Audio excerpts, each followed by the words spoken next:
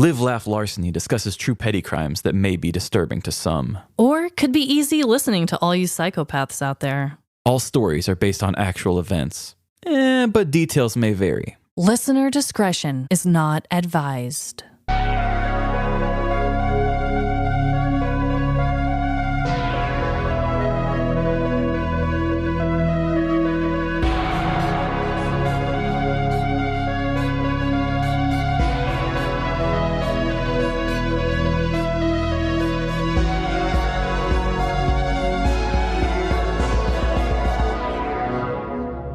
Live, Laugh, Larceny. Welcome to Live, Laugh, Larceny. When your overly suspicious cohort smells a rat, and then you remember that trap you set 2 months ago. This is Trevin. And I'm Amanda. Ooh, the smell of rat is not one that I would like to have. No, ma'am. Before we jump into dilemmas, I just wanted to give, a little tutorial about the pettiness that you're stepping into while listening to this podcast. Mainly for any new listeners, but you know what? All of our old listeners, this is for you as well. Just a good refresh of why you're here and why you've suffered with us for so long. Yeah, so if this is your first time here, we are Trevin and Amanda. We put on a variety comedy podcast where we tell our dreadful dilemmas, something with a little bit of facts, and then we each tell one original story and put them on little movie versions of dumb criminal stories for you. Yes. So you're bound to either relate to something that's so dreadful going on in our lives, or maybe you'll learn a new bizarre fact. I know I do each and every time we record. And then, like he said, the main event at the end, we each tell a story where Trevin, my co-host over here, adds little sound effects here and there and the ambiance of the music, and it builds. And you know what? We're just here to make people laugh and to really give a spotlight to the petty crimes out there all over the world. Indeed, because there are a lot of things to be afraid of in this world. Yes. So, Trevin, on that note, what is your dreadful dilemma this week? So my dreadful dilemma this week is I keep wasting pineapple.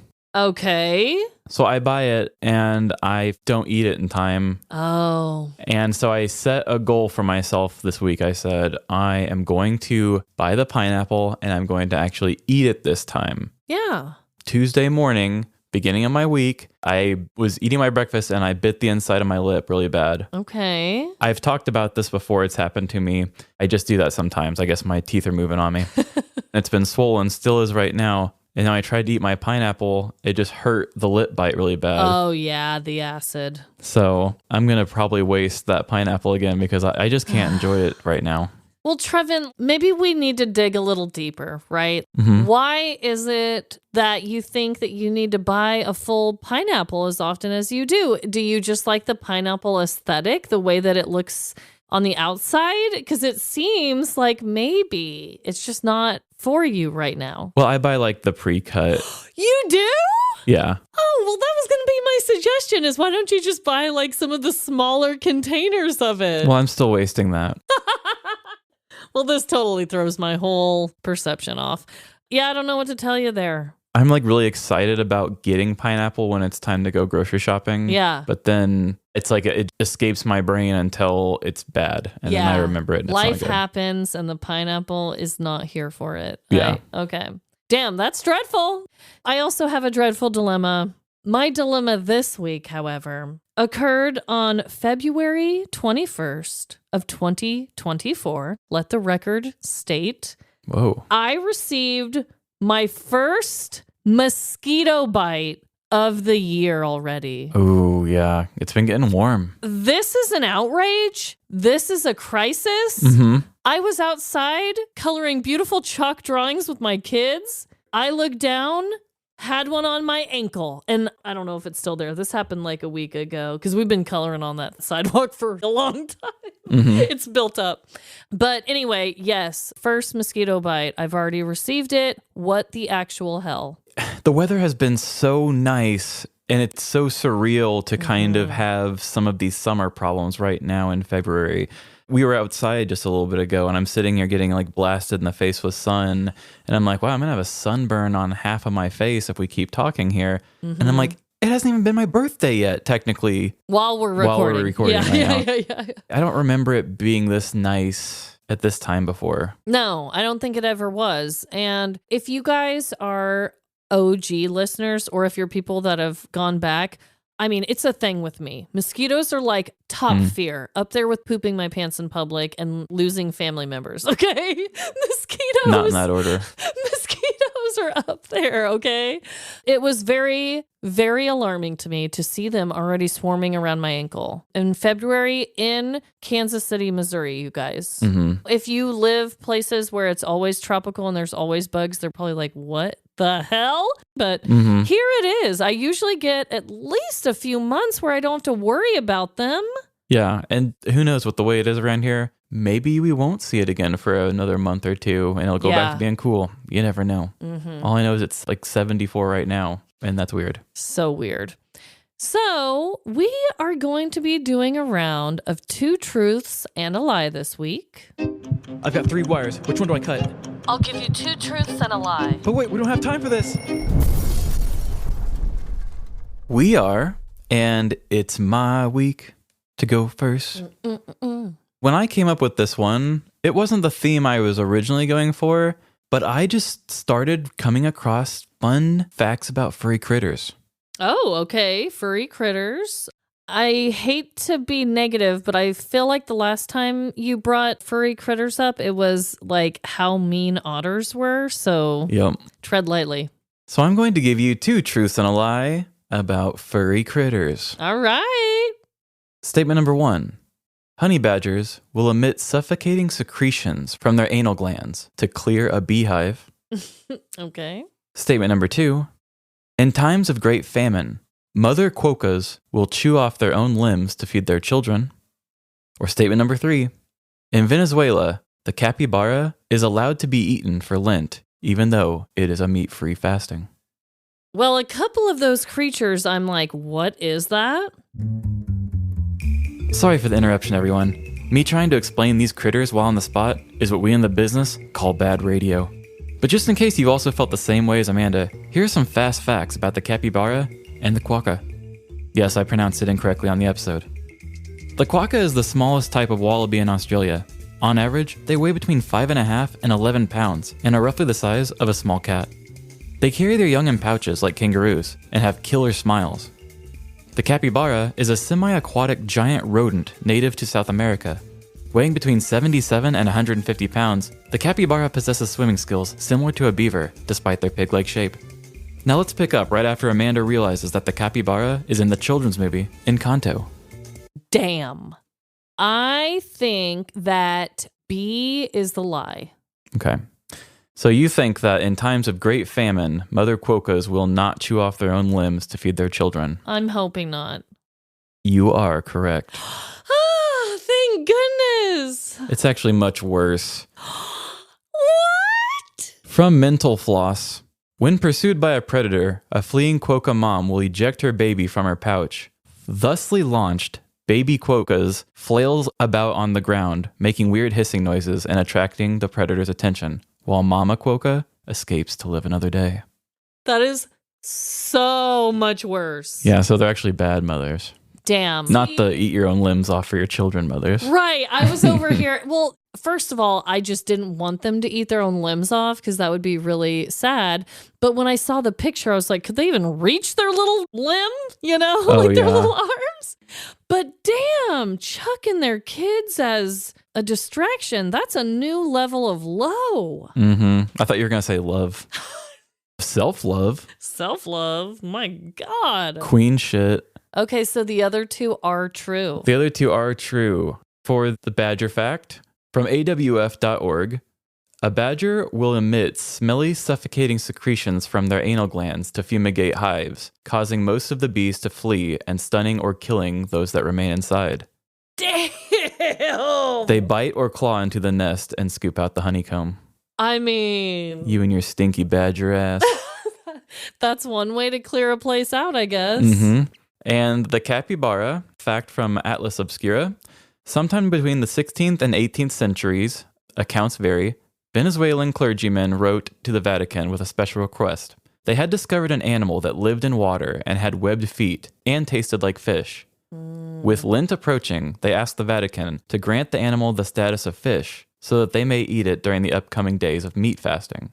By letter, the Catholic Church agreed, and the capybara, the largest living rodent in the world, became a coveted addition to many Lenten dinner tables.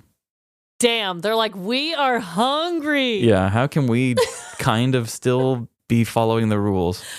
That is like some sneaky shit right there. I hate to say, but come on, guys. That is not a fish. No. Okay, dang, and you got your facts from all different cool websites that we use quite often. That's nice. Oh my God, you're in luck because I also have 2 truths and a lie for you. Uh-oh. All right, Trevin. Today, and this is not tied into the theme of my petty crime story.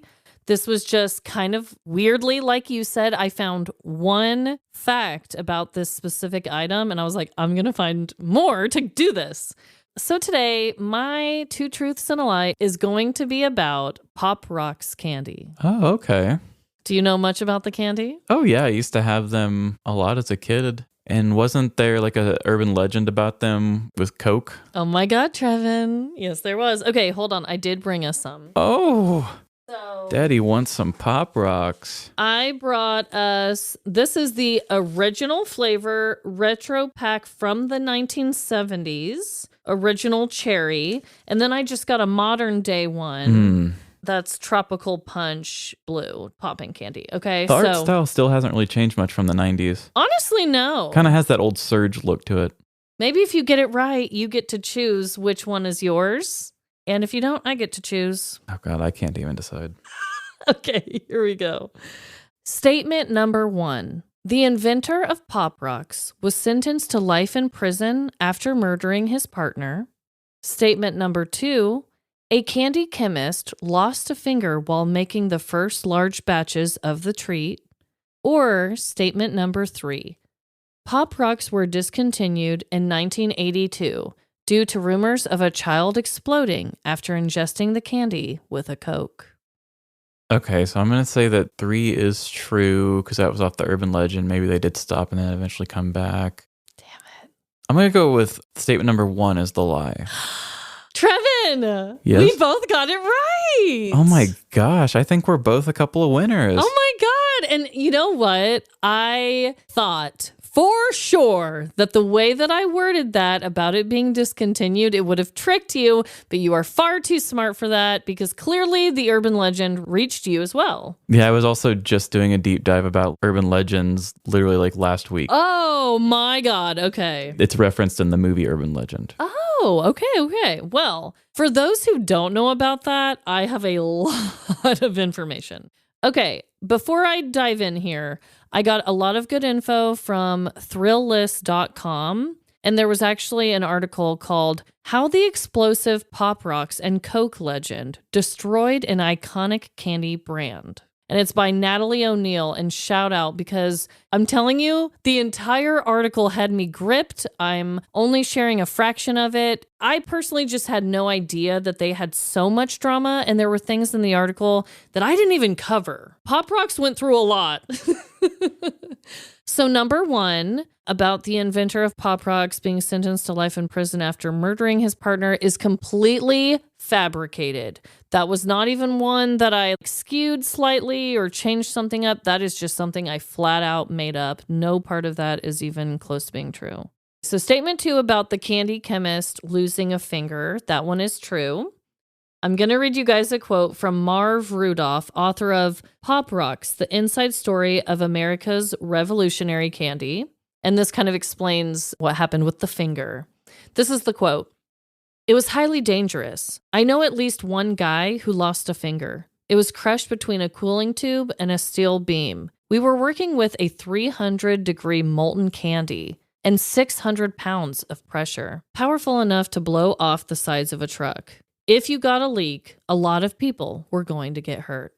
So it sounds like in the early stages when they were making these large batches, because the candy was so popular when it first came out, that, yeah, things were just like super dangerous in the lab. And at least one guy lost a finger. It sounds like there might have been way more injuries, according to that quote there. Makes sense to me. I guess I just didn't realize that you needed so much pressure.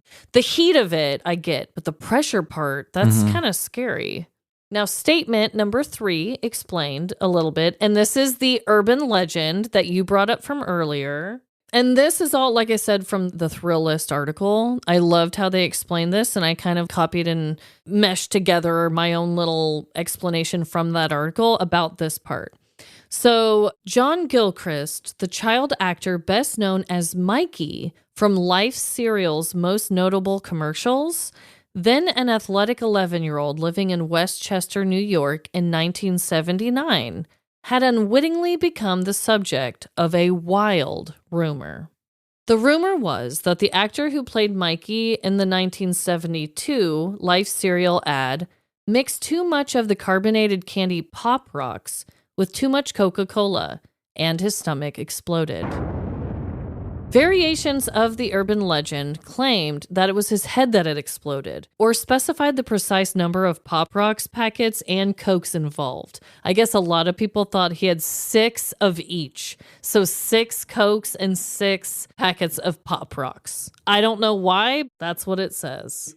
However it happened, in this rumor, the poor kid had died tragically, and the entire country was talking about it. This was before the internet, so squashing rumors, much harder to do. It's still hard to do. It is still hard to do. Let's get real.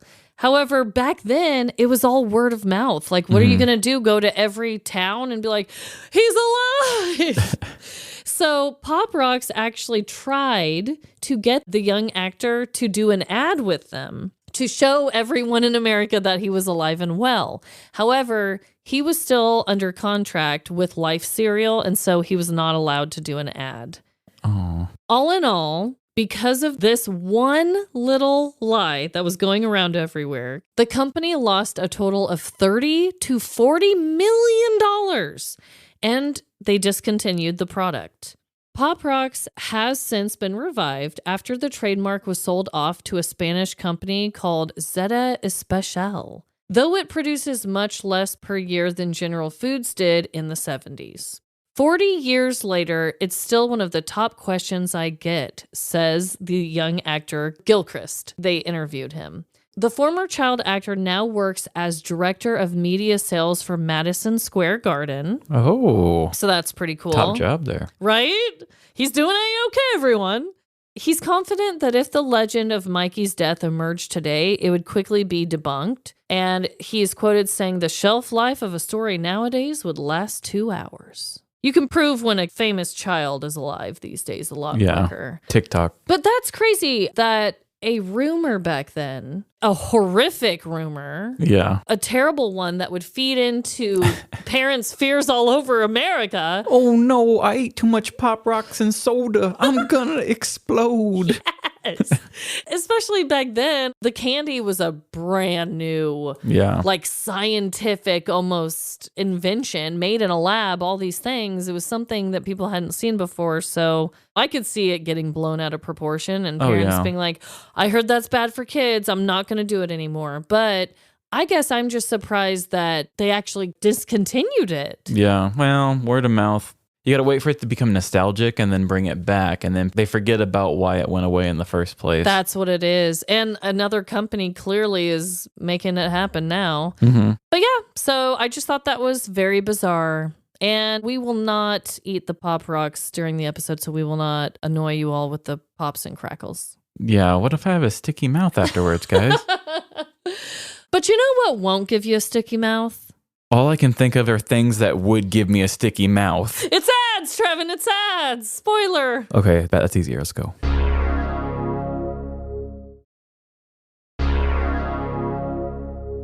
We are back, and it is my week to go first. So this week, my story is from the news, the very, very recent news. Ooh. And I think this one is going to connect with a lot of us on a very basic level, but also on a very, very deep level. Ooh. So don't be surprised if you come out of this one feeling changed. Damn. So let's just do this thing. And here we go. Do you ever feel incomplete? Like there's a piece missing from the 1,000-piece cat puzzle that is your life? Maybe it's the love of another, a new Saw movie, a free sandwich, or a livable wage. Each one of us possess the same deep yearning for the things we don't have, and they all vary greatly. I guess that's just part of the human experience. We crave, we consume, we forget, and we crave some more. But sometimes, we don't always know what is missing. Sometimes, we wake up from a state of bliss, only to realize that something is lacking. No matter how hard we look back, we can't quite place when it began, but it's clear. We are insufficient. The realization begins to spike our anxiety, causing this little missing piece to feel more like a major part of our being.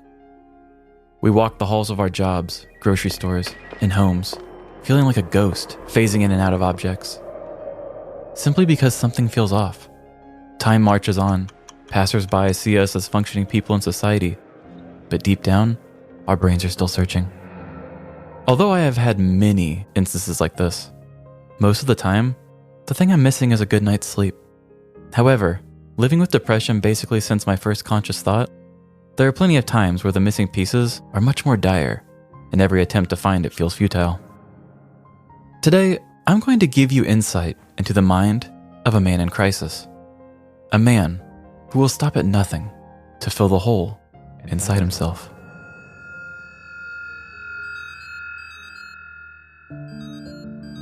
Ugh, Mitchell grunted loudly towards his bedroom ceiling. His phone's alarm continued to blare, echoing off the walls of his dimly lit room. Are you gonna get that? His wife asked in a very frustrated tone of voice. Rolling over to the nightstand on his side of the bed, Mitchell grabbed his phone and hit the snooze button. The man and his smartphone commenced their morning standoff, Mitchell wanting to stay in bed forever, and his phone reminding him that this was his 12th time snoozing an alarm. Ugh, I'm gonna be late to work, he once again announced, finally rolling out of bed. Mitchell's wife remained in bed with bloodshot eyes, hoping to not be startled awake by a 13th alarm. With his day already starting against the clock, Mitchell got up and began his morning routine. Every action Mitchell performed was done with the same apathetic expression, as if he were putting his head through the hole of a photo stand-in board at carnivals. His same dull face went on, superimposed onto different backdrops, signifying the many roles he would find himself in.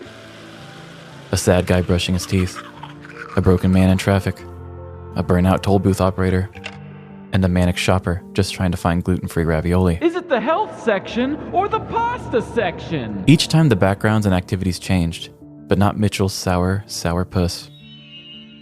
There was a gaping hole within Mitchell, a hole that was once filled with the most priceless of trinkets from years past. He often found himself fantasizing about old tacky statues and furnishings that had no business surviving today's age. No! Your last trip nearly cost you your marriage. You made a vow! Screaming to himself within his empty car, Mitchell decided to go back inside and have dinner with his wife. Thanks for taking the trash out, honey. Dinner's ready. He heard from the dining room. Walking in to join his wife, Mitchell looked at the delicious feast on the table. Braised beef loin, cheddar-infused potatoes, and unsalted corn. Stacy always knew what to cook when Mitchell was feeling blue. Her love language was food, and her favorite word was carbs. Unfortunately, though, the saucy animal crotch meat and cheesy nightshades weren't going to do the trick this time. A 5-star home-cooked meal wasn't what his soul was lacking.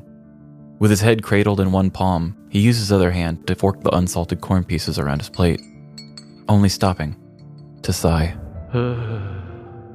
Mitchy Muffin, I know you've been going through something.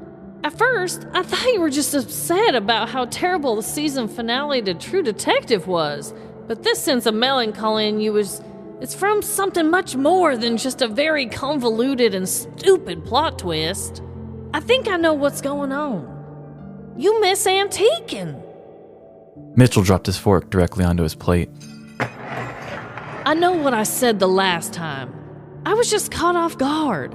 When I heard you liked antiquing, I didn't know just how much.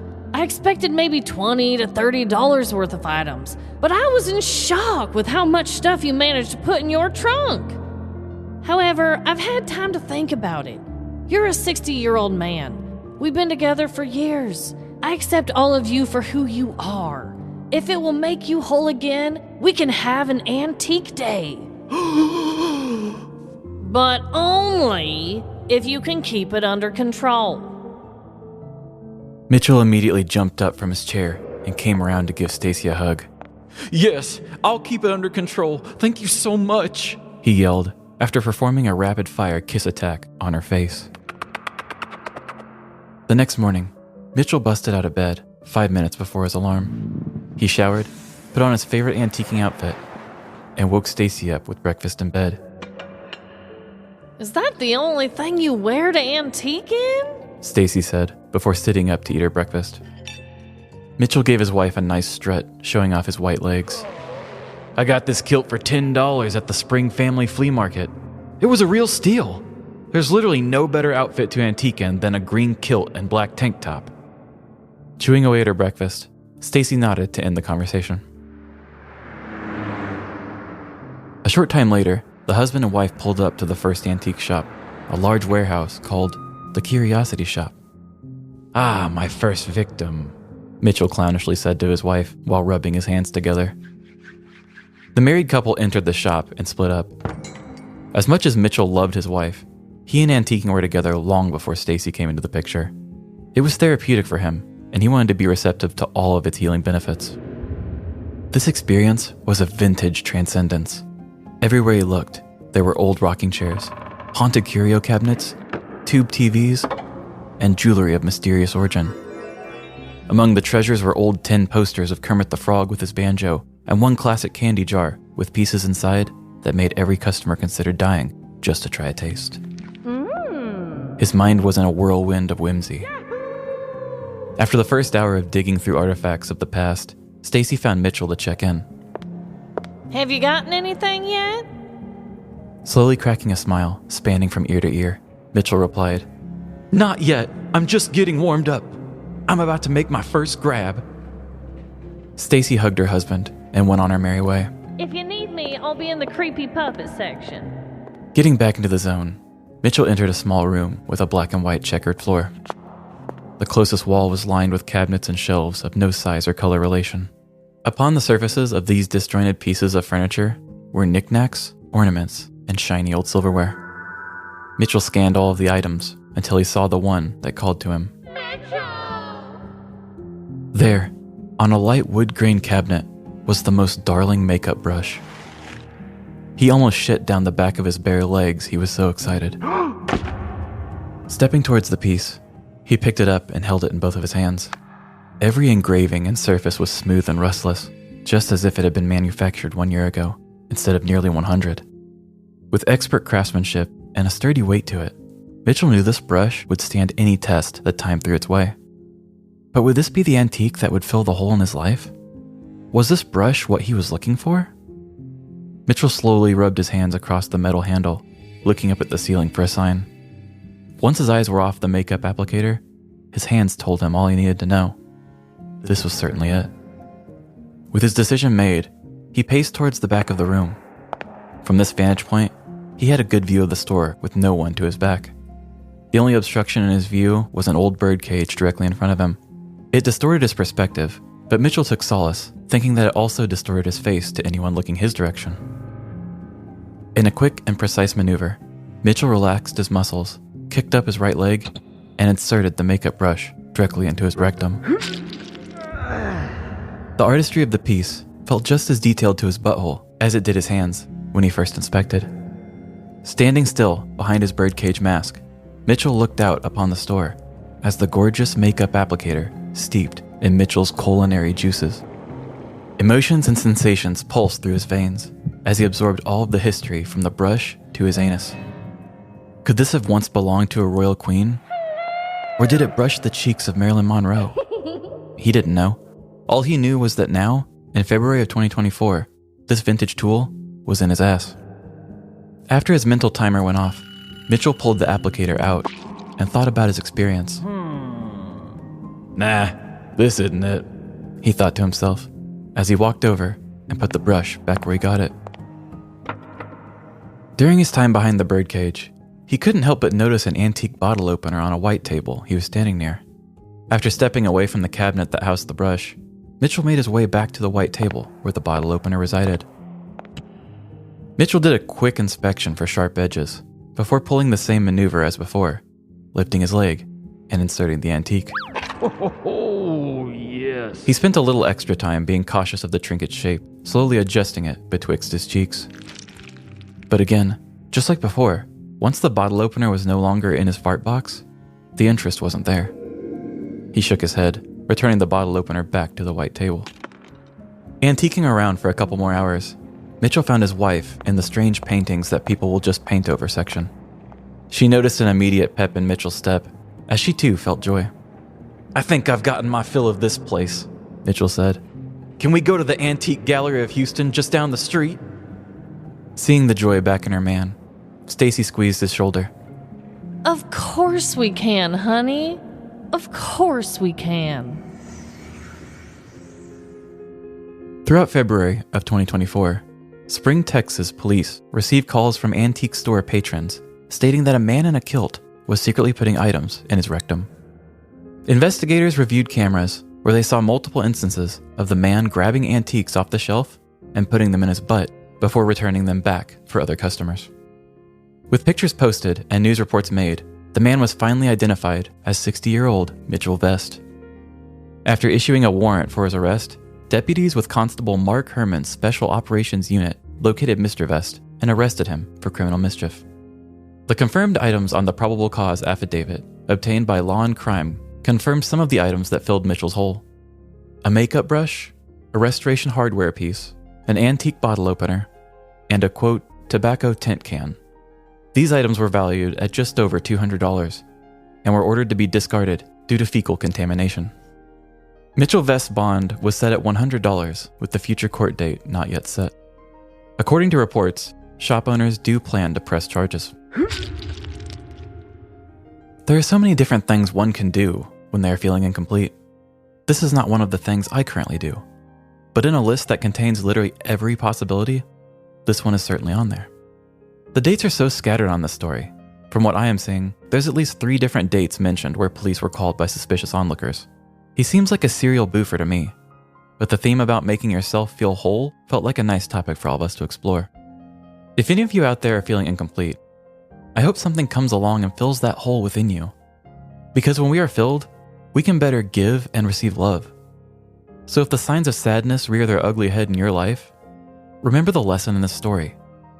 And if all else fails, try putting something in your butt.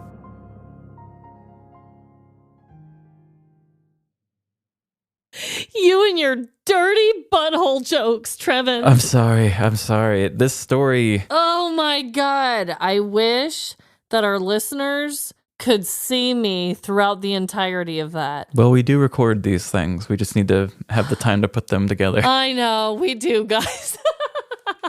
That was impossible for me to remain calm throughout that story. Yeah, this reading was tense because you wanted to talk about it, but we just had to tell it. I know. I kept interrupting you. Is it confirmed that his wife was with him while he would do this? That part is confirmed and everything? In reports, they said that he was there with a woman. Okay. And there were clips I saw of surveillance cameras. They would be walking around shopping separate from each other, but they would always kind of meet up and talk and then kind of separate back up. So was she aware of him doing it? I don't know. I thought it would be more heartwarming if I made them a very loving couple and her just being like, you have a quirk and I love you for it. Yeah. So that's just where I wanted to go. Did she actually know? I'm not sure. Wow. When you said what was done to the first antique, I definitely thought that was the end of that. I thought that was it. I did not think that this was something that was going to be happening repeatedly. That was the thing for me. I was like, oh, you just go to antique places and put it in your butt. That's not the worst thing in the world. For me, it was when he put them back on the table. Yes. At first, as I was trying to process this, I was like, okay, he's clearly just trying to steal something. That was my first thing, was he was just trying to steal it. And then when you were like, nah, that's not the one for me or whatever, and you went on and on and on, I was like, what? Yeah, the things that they were able to catch on surveillance were the 4 things I named. In the reports, every store owner was like, oh, we've seen this guy in here a lot. He's kind of a regular. So you don't know how many things are covered in doo-doo. That is so nasty. In Spring, Texas flea markets. Spring, Texas, beware. Wash your antiques. Yes, just spray the whole place down. He seems like he's pretty well known as being an antiquer. I put a lot of butt puns leading into the story that you maybe didn't catch. I was really proud of my line where you had said, I thought that you only did $20 to $30 worth of antiques, but I was surprised with how much you fit in your trunk. That was really special for me. And then I was so glad I had you read it, because I think I would have put the emphasis too much on it. And you didn't even know what you were alluding to. I had no idea what I was alluding to. Not at all. I will also say the climactic scene of the checkered floor and him inserting, I did find the actual surveillance and I watched him do it. Wow. I watched this man shove antiques in his rumpus. Oh my God. His little kilt just hiked a leg right up. He really did hike a leg. He looked like if you have like a really mischievous dad who likes to lift a leg and fart at you. He looks exactly like that. But when he lifted his leg, he just went. So he had a pretty good maneuver to him. And yeah, he just puts the items He's been back. doing this for a long time. That's what I'm getting at. Like, yeah, they destroyed 4 things that equal a little over $200, but... No. There's a method to this madness. And who knows, what if the reason why he shops for so long is he's looking for something he hasn't yet touched. Oh my God!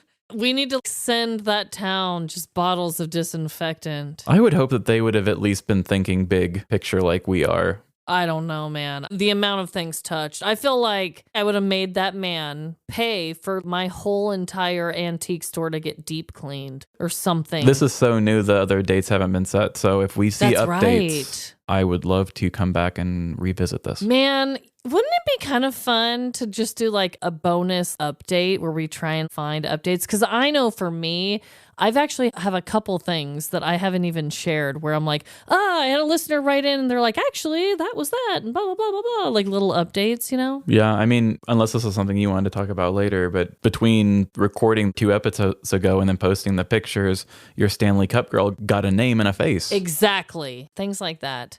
And then the Tawny Peaks, her implants sold for way more than I originally saw because it was very early, the screenshot that I saw. So yeah, little things like that. I'm just like, damn, updates are crazy and I love getting them. I just have so many unanswered questions about your story that I will never get the hole in my heart filled. Oh God, the holes. There are things I will never know, that no one will ever know, but the man himself. But I'm sure that this is just totally embarrassing for him now that everybody knows. Yeah, one other thing I kind of noticed in the articles was some articles would say, oh, he'd put it in his butt and then put it back on the table, and his process seemed sexually fueled in nature. But then he gets nabbed for mischief. That is something I wanted to talk about. I was like, what is this guy going to get charged with? I thought he would have to be on the sex offender list or something. Well, this is just initially, so we haven't made those decisions. Oh, okay. But I will say that he was arrested and his bond was only set at $100. Oh my God. That's probably the lowest bond I've seen, maybe. I don't know. But $100, and yeah, he's going to have court dates coming up later. So that we don't know. But it's exciting. I had to get it out now, even without closure. Oh my God. Because yeah, when you said criminal mischief, I'm like, mischief just seems like a lighthearted word. It makes me think like Bart Simpson's going around and just like, put antiques in my butt, man. Yeah. Like, I don't know. It's way too light for this. I mean, he's a 60-year-old man. He's an old man wearing a kilt, shoving it on up, and then putting it back, and other people are touching that. That is like a safety hazard. Now, okay, imagine the whole thing, but it was like Billy Madison. Okay, and then he does it and then goes and hides behind something and just watches somebody pick it up and then like giggles to himself. Ew. Is it mischief then? No, still ratchet as hell. It is not a mischief. That's so gross. Okay? It should be more than mischief. I'm sure it will end up being more than mischief. Damn, that is crazy. Whew.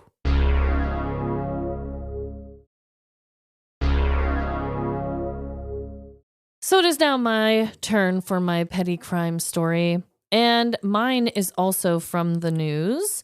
I went back and forth between if I wanted to tell the story from the perspective of the victims or the perpetrators. I went back and forth because as storytellers of the petty crime nature, you could do either. Sometimes I like to just be a looming author above them, floating around. Oh, yeah. We can do a bunch of different things. So I went back and forth. I actually had more information on the perpetrators than I did the victims, but I found it for my own creative entertainment. I found it to be better to go with the unnamed victims. Yeah, I mean, sometimes that's just what makes the story the most gripping from that perspective. Yeah. I mean, most of my stuff is all just based on movies and movies I've seen and parody ideas and stuff I have. And it's like, if I was directing the movie of this, it would be the most gripping from this perspective. Yes. And, as we've done before, as long as the crime is in there somewhere and we can connect it, there ain't no rules. Yeah, and this is definitely one I got to have some fun with. So here we go.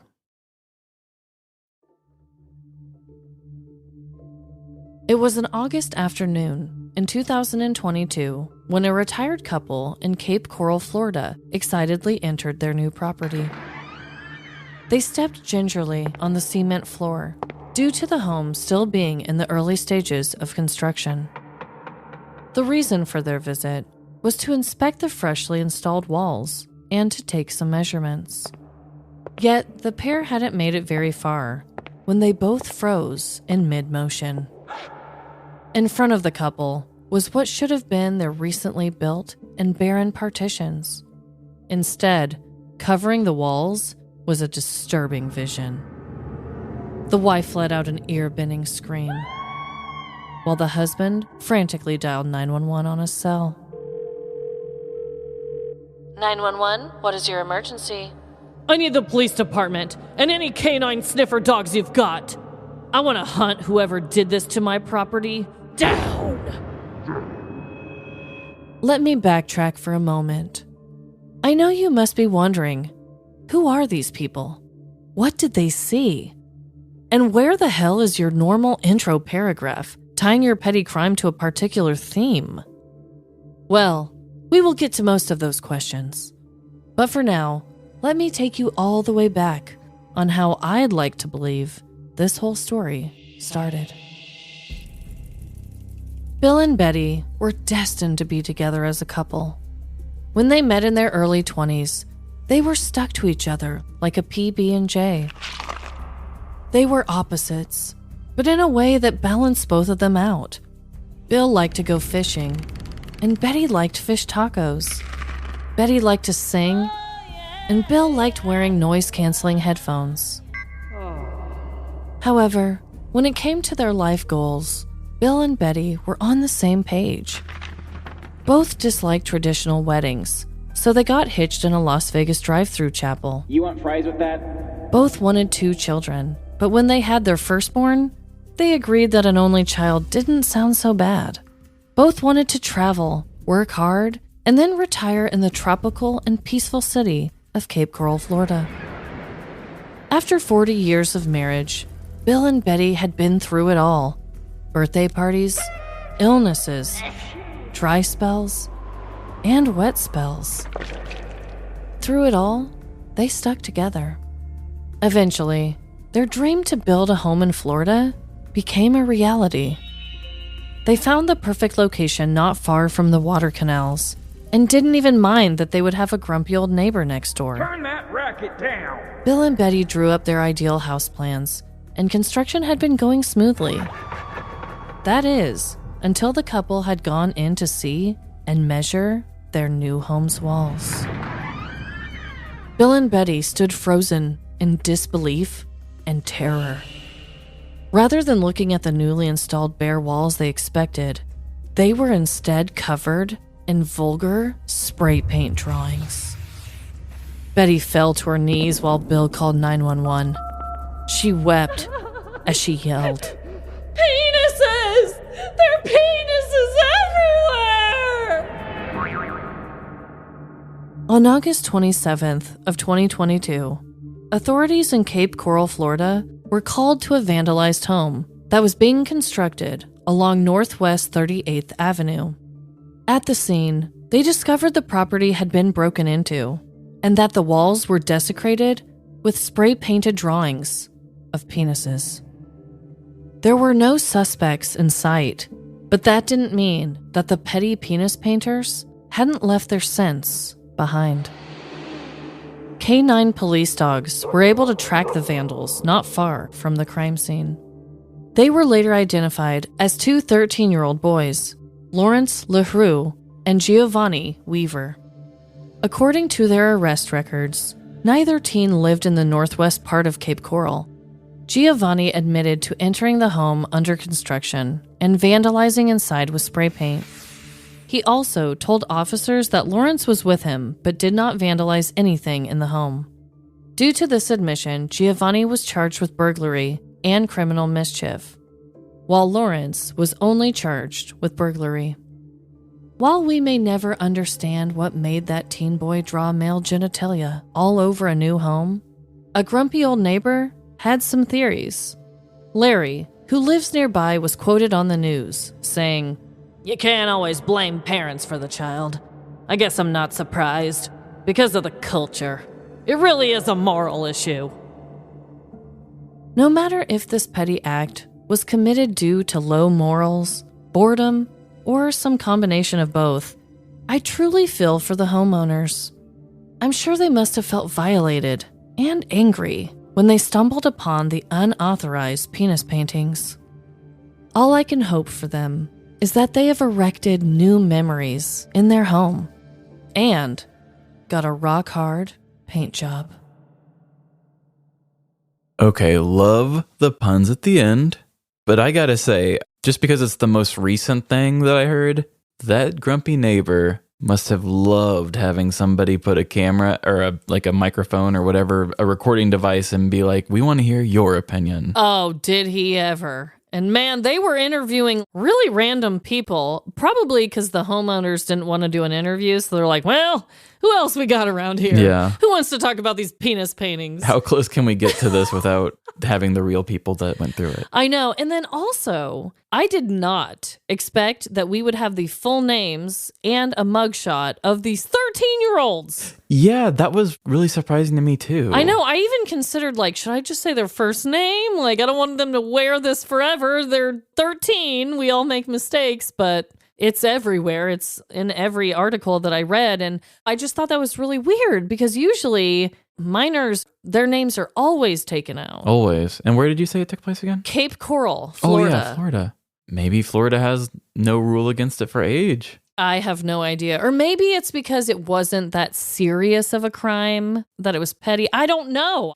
But usually we do not get names of kids at all, ever. Mm-mm. I think we've had plenty of even unnamed 17-year-olds where they don't even close enough. Yeah. I mean, we've had unnamed adults from other places because they want them protected, but I don't know. But yeah, their mugshots were in every article I read about it and everything. Interesting. Bill and Betty, I completely fabricated that love story. I just thought I wanted to capture what this hypothetical love story could look like and what it would feel like to get to a place in life where you are retiring in your dream place. I looked up Cape Coral. It is a highly sought after area for retirement. A lot of Florida places are. But this place looked really interesting. It had like water canals. Like it had homes just like floating on water. Like Ooh. It was a very cool area. And for me, I just feel like it would have been like a dream come true. And you saw the outside of the home, and it's a nice new house. Mm-hmm. And to walk in there and then to see these little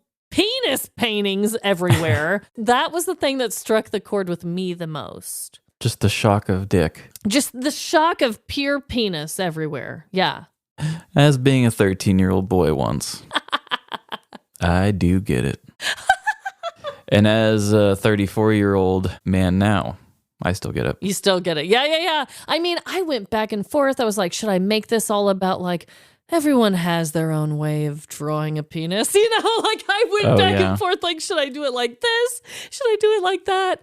Ultimately, I liked to build it up a little bit and have that weird little love story. But we definitely connected because both of them got charged with criminal mischief. Boom. Which I didn't even consider that. One of my kids got that. The other one didn't because he was a real one. And he said my homeboy did not spray paint any dicks. It was just me. And he was the only one who got that. Wow. That's a good boy. Yeah. Good friend. That's good a ride friend. or die. I mean, in your opinion, do you think it was just the one? Do you think it was just the one that did it? Or No do you think way. he just took the blame for his friend? I bet the friend maybe did a couple because he was a little shy, Yeah. but he had to have did a little Really? You think that's what my husband Jordan said too? He was like, there's no way he wasn't spray painting dicks too. He's like, I bet you the friend covered for him because it was like his idea or something. I was always that friend, the smarter one that was like, we really shouldn't be doing this. But then once I see so much happening that gets unchecked, I'm like, yeah, maybe I'll just do one little thing. Okay, so he drew one little penis, you think? Yeah. Okay. Just I enough like- to I like say, that. I'm not a loser, I like that theory. but I should be in less trouble. Yeah. But it's just a small one. Yeah. So criminal mischief. Yeah, and that one was one where I feel like we had that a lot back in the early days. That's true. And then we started asking more hard-hitting questions and getting bigger, and we've just been all over the board now, but that does kind of feel like we got back to our roots a little bit by hitting the criminal mischief. It felt like a typical petty crime story for both of us. Like, we're like, this guy's sticking antiques in his booty. And I'm like, these little teens are graffitiing penises. It's like a little immature, little petty ass bullshit connection. And I like it a lot. Yeah, it's just the silly funness that is this show. It encompasses all that we are. Well, I hope that everyone is having the best week. And just remember, no matter the crime, big or small, in the end, we're all doomed. Doomed to have a wet spell. Bye. See ya. Thanks for sticking around. We hope you aren't too traumatized from our show or the history of pop rocks. If you've ever ate capybara on Lent, find us on social media, Instagram, TikTok, Facebook, or Threads. Let us know. Does it taste like fish? And let's be real with ourselves. Everyone spray painted a penis, right? If you have, send us your petty crime stories. livelaughlarceny@gmail.com. And give our show the same rating my criminal would give every antique store he's ever been to. 5 moist stars. Apple, Spotify, Good Pods, or wherever you rate podcasts.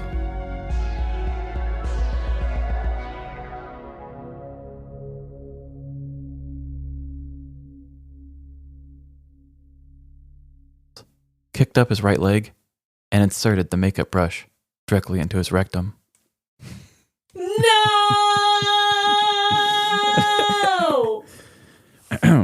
In his kilt? He hiked up his leg in his kilt Mm-hmm. and shoved it in there. Okay. I'm going to say that last part again because I knew you were already like figuring it out. Oh, God.